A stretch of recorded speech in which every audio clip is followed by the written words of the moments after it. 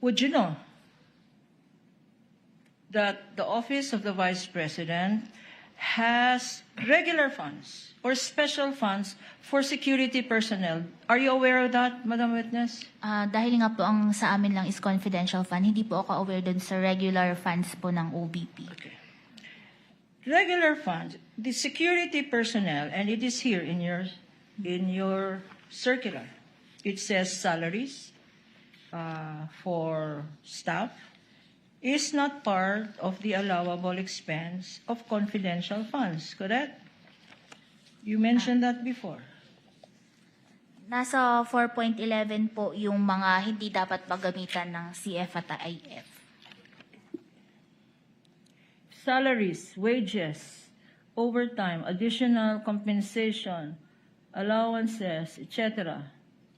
of government, of salaries, benefits, additional compensation, allowance, or other fringe benefits of officials and employees who are employed by the government in whatever capacity or elected officials, except when authorized by law.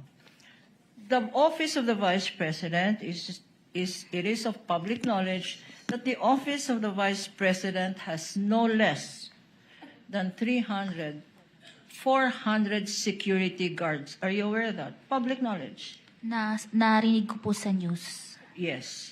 And if the security guards are being paid salaries, should these salaries be debited or reimbursed from confidential funds? Isa po, yung salaries po, hindi po siya pwedeng i-charge sa confidential fund. Okay.